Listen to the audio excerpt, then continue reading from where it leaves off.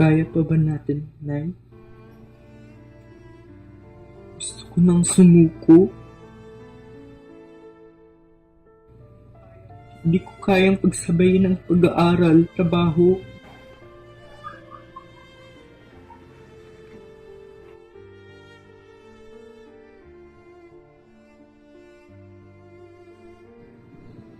Pasensya ka na, anak.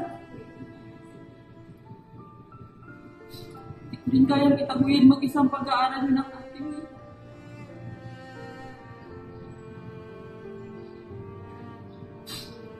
Pero, huwag kang mag-alala na. Gagawa tayo ng paraan. Magdodoble kayo ng nanay. Maghanap ako ng iba pang pagkakakita.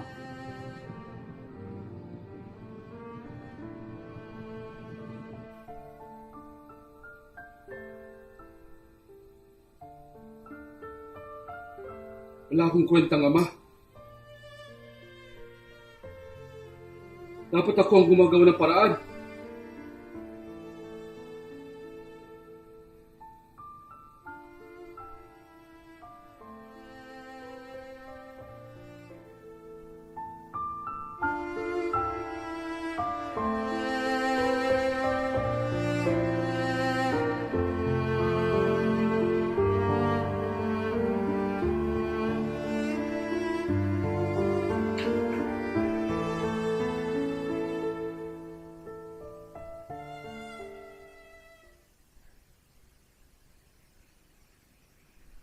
Tulog na ang tatay mo, anak?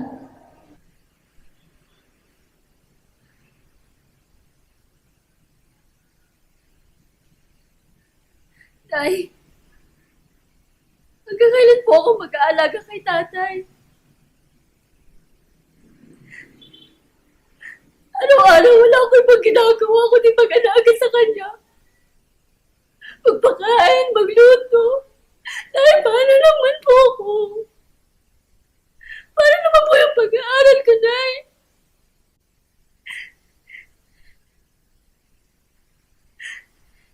Hirap na ako, Tay.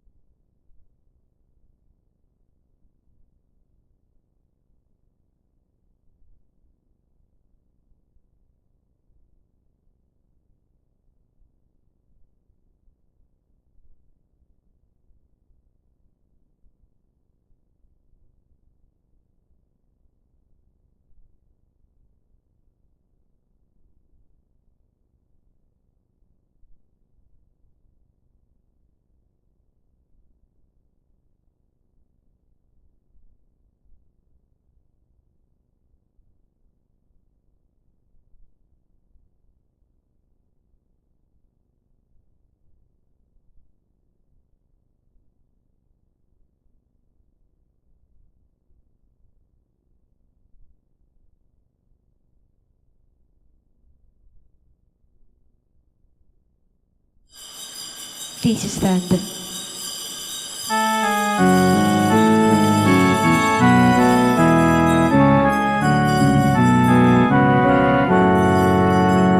God of mercy and compassion, look with pity upon me.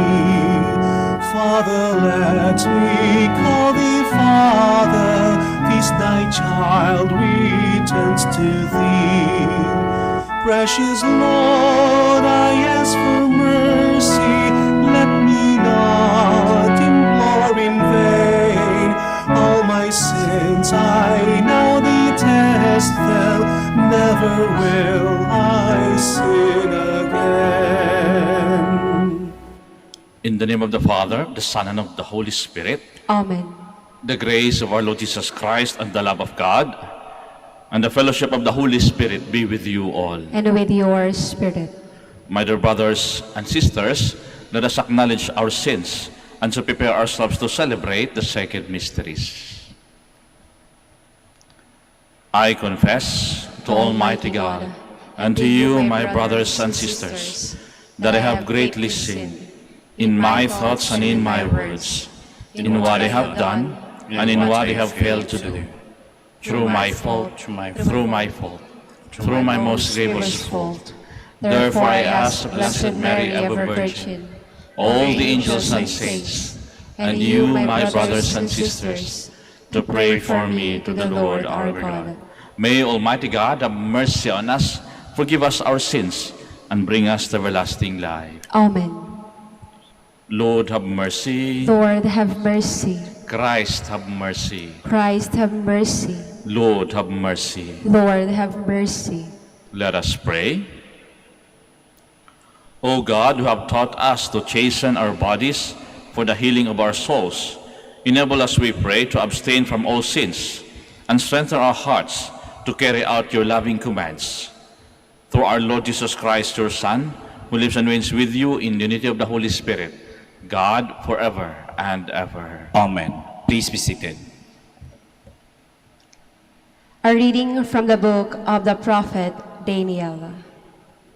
Lord, great and awesome God, you who keep your merciful covenant toward those who love you and observe your commandments. We have sinned, been wicked, and done evil. We have rebelled and departed from your commandments and your laws. We have not obeyed your servants, the prophets, who spoke in your name to our kings, our princes, our fathers, and all the people of the land. Justice, O Lord, is on your side. We are shamefaced even to this day. We, the men of Judah, the residents of Jerusalem, and all Israel, near and far, because of the treachery toward you. O Lord, we are shamefaced like our kings, our princes, and our fathers, for having sinned against you. But yours, O Lord our God, are compassion and forgiveness. Yet we rebelled against you, and paid no heed to your command, O Lord our God, to live by the law you gave us through your servants, the prophets. The word of the Lord. Thanks be to God.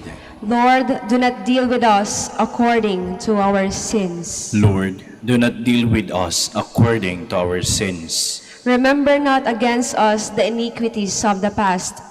May your compassion quickly come to us, for we are brought very low.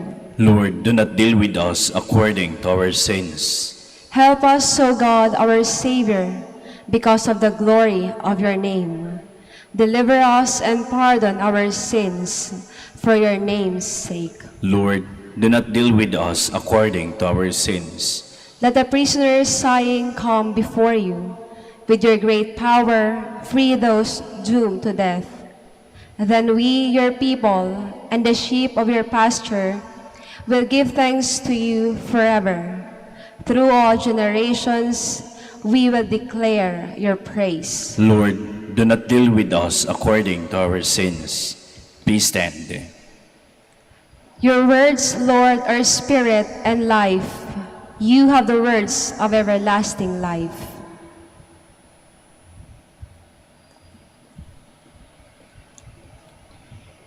The Lord be with you. And with your spirit. A reading from the Holy Gospel according to Luke. Glory to you, O Lord. Jesus said to his disciples, "Be merciful, just as your Father is merciful. Stop judging, and you will not be judged. Stop condemning, and you will not be condemned. Forgive, and you will be forgiven. Give, and gifts will be given to you. A good measure, packed together, shaken down and overflowing, will be poured into your lap. For the measure with which you measure will in turn be measured out to you." My dear brothers and sisters, the Gospel of the Lord. Praise to you, Lord Jesus Christ. Please be seated. Magandang hapon po sa inyong lahat at welcome po sa Minor Basilica ng Our Lady of the Rosary of Manaoag. Buti na lang, meron tayong maawaing Diyos. God is merciful. Kasi kung walang matitira sa atin dito. Hindi ako karapat-dapat. Buti na lang. Remember this, that the perfection of God is not in His ability to punish us, but in His capacity to love us and to forgive us of whatever we commit in life. Sabi nga, God's mercy is bigger than our sins. God's mercy is bigger than our sins. Kaya nga ang hamon sa atin, igayahin din ang Diyos Ama. Which is, kung titingnan natin, well, madaling sabihin, Father, pero mahirap gawin. Lalong-lalo na kapag ang atin pong puso ay puno ng hatred, puno ng vengeance, puno ng tinatawag natin na galit or anger. Alam nyo, sa prepasyo dito sa dinadasal dyan, bago mag-consecration, may nakalagay doon na in God's goodness, He created us. In His justice, He condemned us. But in His mercy and love, He redeemed us. That is the perfection of God. And all of us are called to that. Sabi ko nga sa inyo lahat tayo dito, we are all alive because of God's mercy, and all of us are called to be merciful. Alam nyo, kami mga pare, lalo na kami mga Dominicans, meron kaming bahagi sa buhay namin na kapag stages, bago kami damitan ng Dominican habit, merong mga ritual na lalapit kami sa altar, dyan banda, tapos dadapa, tapos tatanungin kami ng superior, ng aming superior, sasabihin niya, what do you ask? Or what do you seek? Ang sagot namin habang nakadapa, God's mercy and yours. Substitution po yon. Kaya ito yung mga event na nagpapalit kami ng damit at yung mga parents namin habang nakikita kami na tinatanggalan ng barong, pinapalitan ng Dominican habit, nagiiyakan yan. No? God's mercy and yours. At habang kami po ay nagpo-forward dun sa aming bukasyon sa buhay, sa profession, ganun din. Dadapa ulit kami at sasabihin, God's mercy and yours. At bago po kami ordinahan, tinatanong po yung aming formator, ang aming provincial ng obispo. Ito ba, si Norman ay ganyan? Worthy na ba ito? Ito ba'y handa? Lahat-lahat.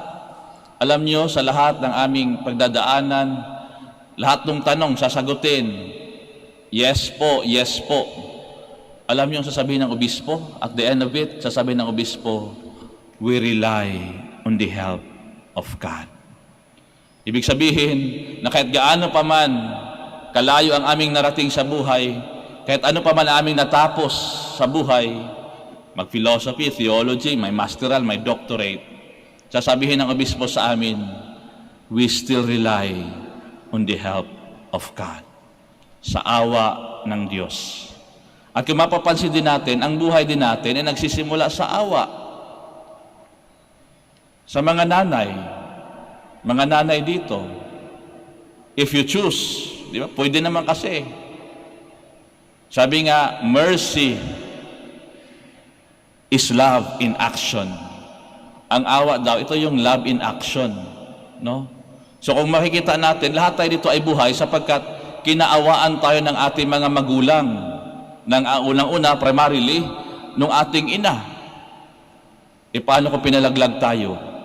Wala tayo sa mundong ibabaw na ito. Kaya tayo po'y magpapasalamat sa ating mga ina. Sapagkat sila po'y minahal tayo na awa sa atin.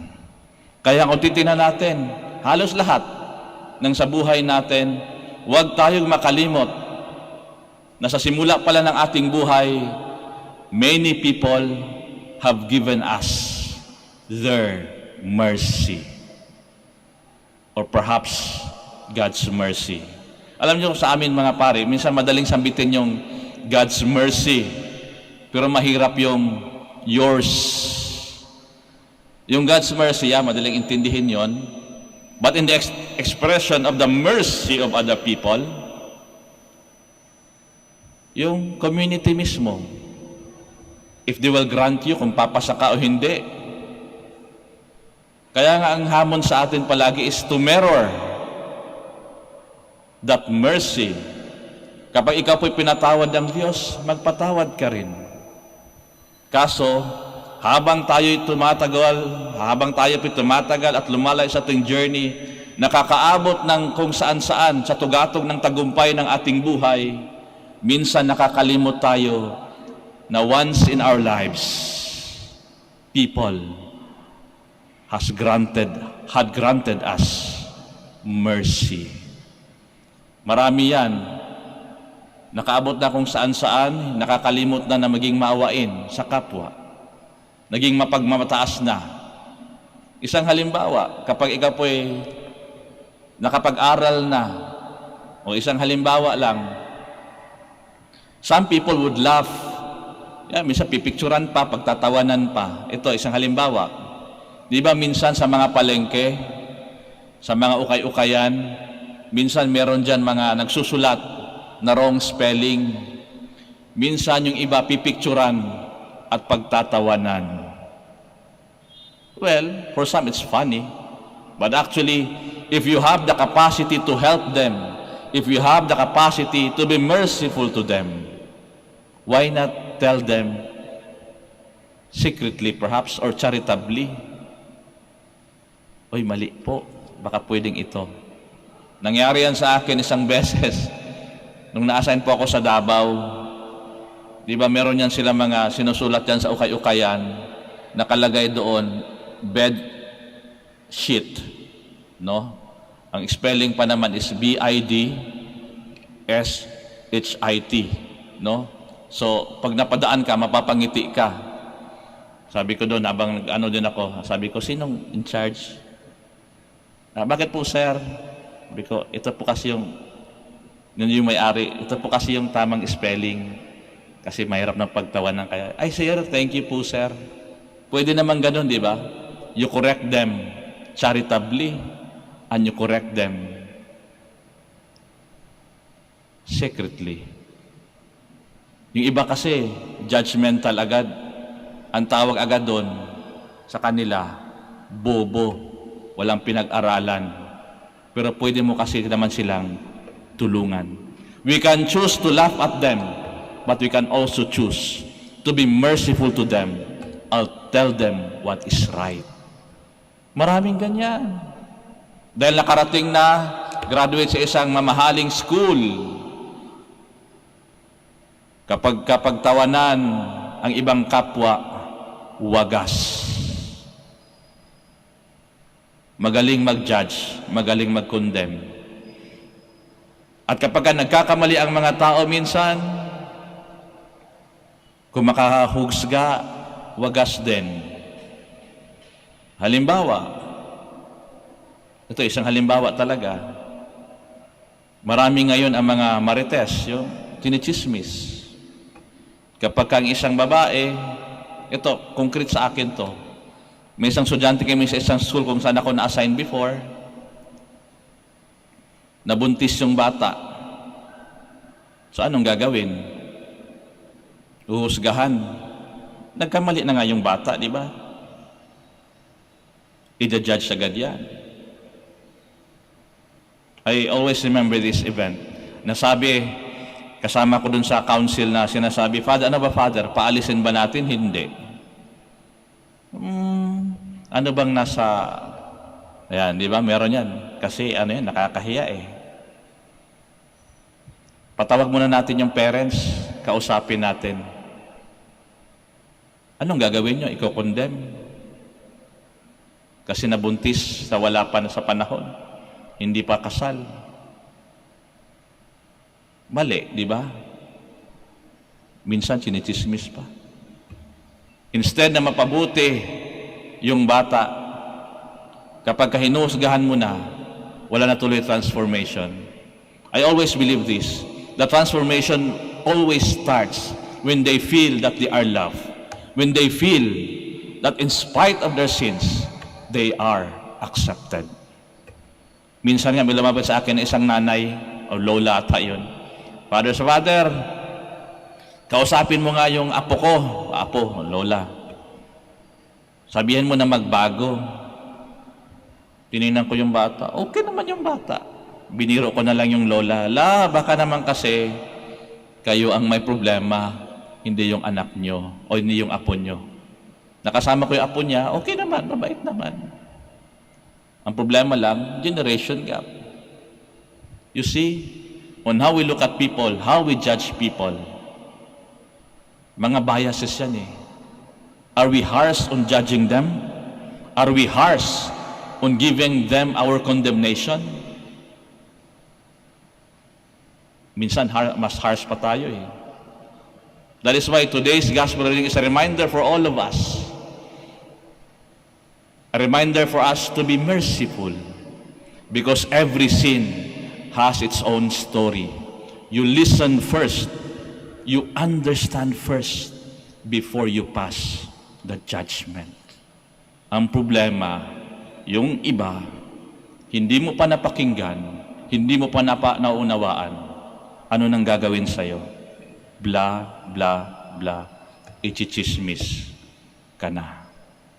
That is why the Lord is reminding us once again, always, that His perfection is not on His ability to punish us, but in His capacity to forgive us.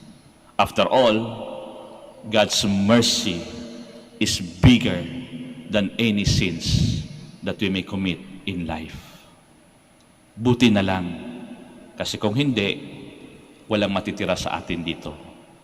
Hindi ba? Sapagkat lahat tayo nagkakasala, nadadapa, paminsan-minsan. It's good that we have a merciful God. And it is a call for us to be merciful also to our brothers. Let us all stand. Let us pray to God, who is kind and merciful, who heals and pardons all our sins. For every petition we shall answer, Lord, hear our prayer. Lord, hear our prayer, that the Church may fulfill her ministry of healing and forgiveness. Let us pray to the Lord. Lord, hear our prayer. That government officials may show care and concern for the poor and the marginalized. Let us pray to the Lord. Lord, hear our prayer. That we may be able to see our own faults and refrain from passing judgment on the failures of others. Let us pray to the Lord.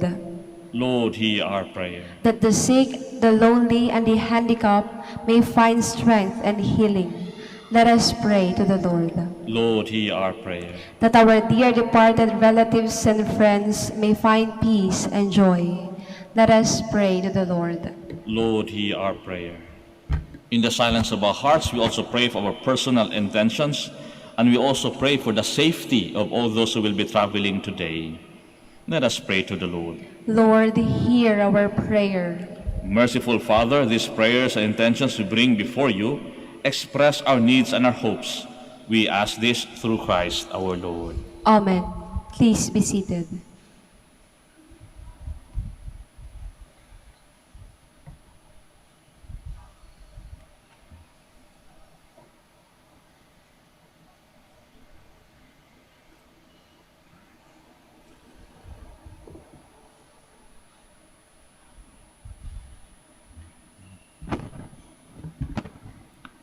Blessed are you, Lord God of all creation, for through goodness we have received the bread we offer you, fruit of the earth, and work of human hands to become for us the bread of life. Blessed be God forever.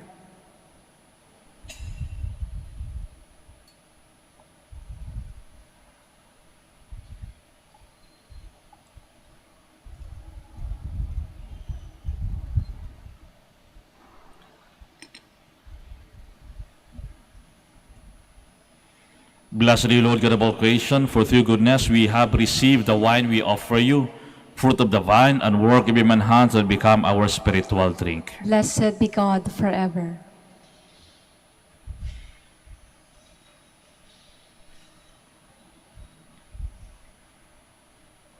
Please stand. Pray, my dear brothers and sisters, that my sacrifice and yours may be acceptable to God, the Almighty Father. May the Lord accept the sacrifice at your hands for the praise and glory of his name, for our good and the good of all his holy church.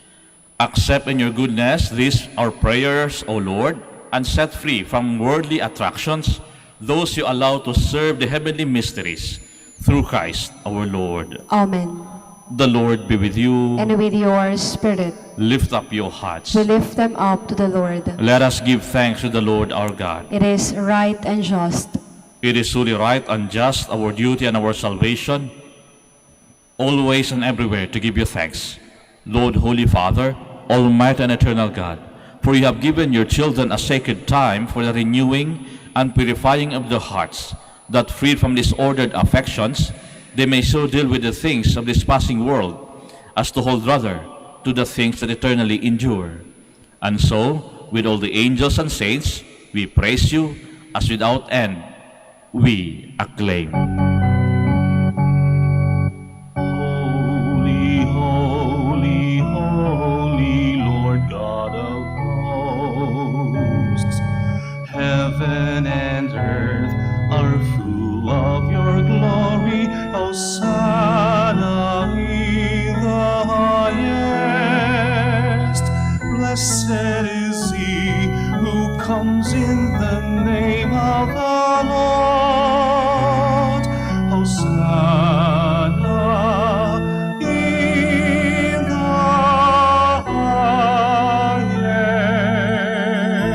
highest. please kneel.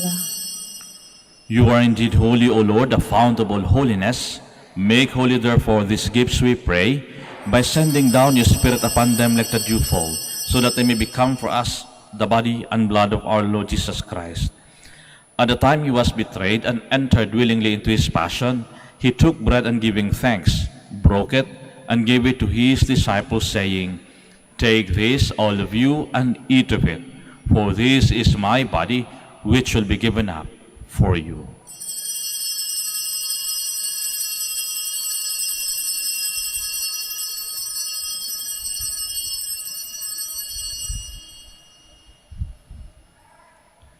In a similar way, when supper was ended, he took the chalice, and once more giving thanks, he gave it to his disciples, saying, Take this, all of you, and drink from it, for this is the chalice of my blood, the blood of the new and eternal covenant, which will be poured out for you and for many, for the forgiveness of sins. Do this in memory of me.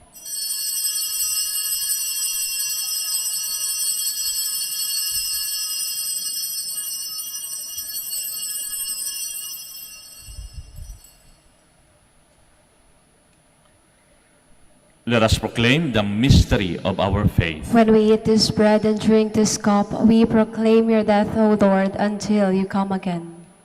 Therefore, as we celebrate the memorial of his death and resurrection, we offer you, Lord, the bread of life and the chalice of salvation, giving thanks that you have held us worthy to be in your presence and minister to you. Humbly we pray that partaking of the body and blood of Christ, we may be gathered into one by the Holy Spirit. Remember, Lord, your church spread throughout the world, and bring her to the fullness of charity, together with Francis our Pope, Socrates our Bishop, and all the clergy. Remember also our brothers and sisters who have fallen asleep in the hope of the resurrection, and all who have died in your mercy. Welcome them into the light of your face. Have mercy on us all, we pray, that to the Blessed Virgin Mary, Mother of God, with the blessed apostles and all the saints who have pleased you throughout the ages, we merit to be co-heirs to eternal life, and may praise and glorify you through your Son, Jesus Christ. Through him, and with him, and in him, O God, Almighty Father, in the unity of the Holy Spirit, all glory and honor is yours forever and ever. Amen. Please stand. At the Savior's command and formed by divine teaching, we dare to say,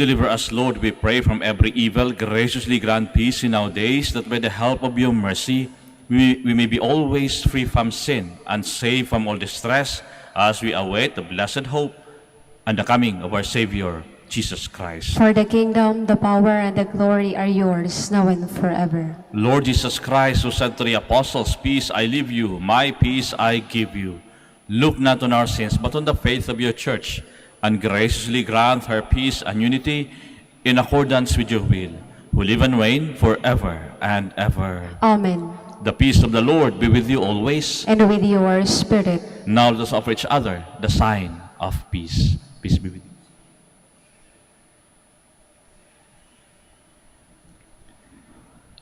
Lamb of God, You take away the sins of the world, have mercy on us. Lamb of God, who take away the sins of the world, have mercy on us. Lamb of God, who take away the sins of the world, grant us peace. Please kneel. My dear brothers and sisters, behold the Lamb of God, behold him who takes away the sins of the world.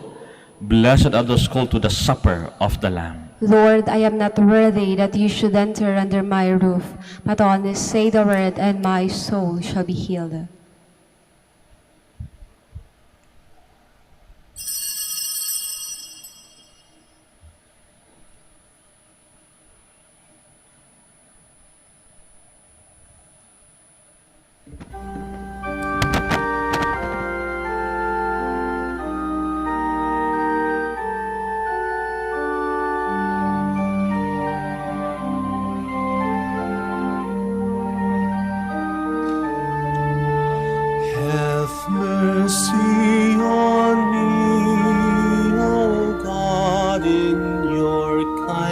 kindness.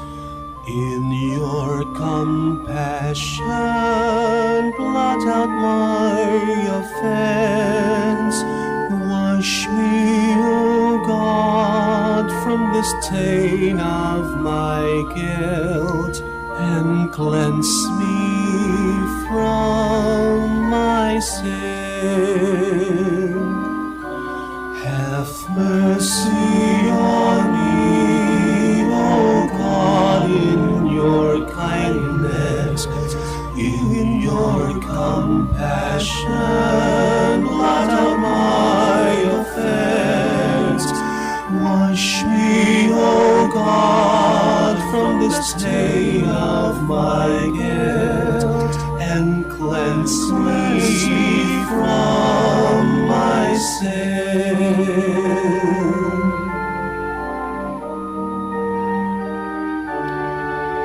My offenses, truly I know them. My sin is always before me.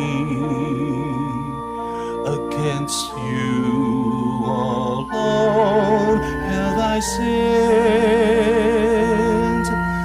What is evil in your sight I have done. Have mercy on me, O God, in your kindness. In your compassion, blot out my offense. Wash me, O God, from the stain of my guilt, and cleanse me from my sin.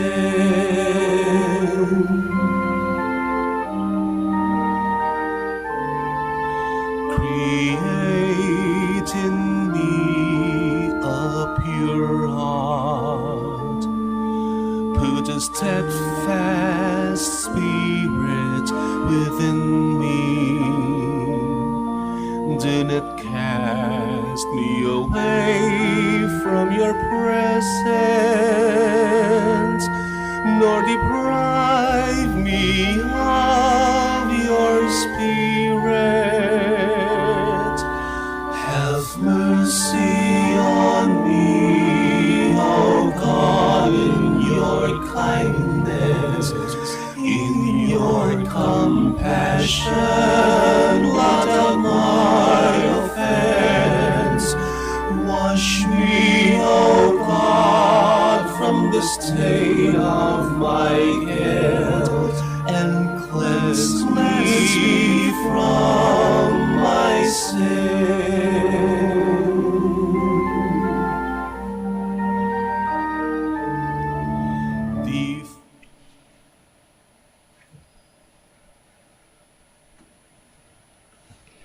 Please kneel for the prayer for the elections. Let us pray that the forthcoming elections may truly reflect the will of the Lord, who guides the destinies of nations. Let us pray together, deliver us, Lord. Deliver us, Lord. From coercion, violence, and terrorism. Deliver us, Lord. From dishonesty, lies, and all distortion of truth. Deliver us, Lord. From bribery, graft, and all conspiracy for fraud.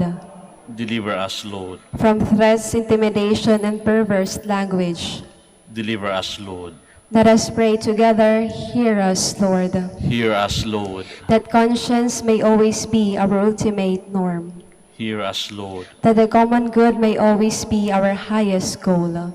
Hear us, Lord. That human dignity may be respected all the time. Hear us, Lord. That the poor and the weak may always have the priority. Hear us, Lord. That genuine fear of God and love of neighbors may guide those who seek public office. Hear us, Lord. Let us pray. Shepherd of souls and Savior of the nations, politics is your gift to us, a call to serve others. May our political engagement for voters and candidates bring glory to your loving name and help us grow in holiness forever and ever. Amen. Please stand. Let us pray. May this communion, O Lord, cleanse us of our wrongdoing and make us heirs to the joy of heaven. Grant this through Christ our Lord. Amen. The Please- Lord be with you, And with your spirit. and may Almighty God bless you, the Father, the Son, the Holy Spirit. Amen. The Mass is ended. We go in peace. Thanks be to God. We shall have the prayer for the blessing of the sick, and afterwards the prayer for the blessing of rosaries and other religious articles and images. Our help is in the name of the Lord. Who made heaven and earth. God, our Almighty Father, by your blessing you give us strength to support in our frailty. Turn with kindness toward our sick brothers and sisters. Free them from all illness and restore them to good health, through the intercession of Our Lady of the Rosary, Manaoag, so that in the sure knowledge of your goodness, they will gratefully bless your holy name. We ask this through Christ our Lord. Amen. Prayer for the blessing of rosaries and other religious articles and images. In memory of the mysteries of the life, death, and resurrection of our Lord Jesus Christ, and to the honor and glory of the Blessed Virgin Mary, Mother of Christ and Mother of the Church, Our Lady of the Rosary, Manaoag, may these rosaries, images, candles, oil, and other religious articles be blessed and made holy in the name of the Father, and of the Son, and of the Holy Spirit. Amen.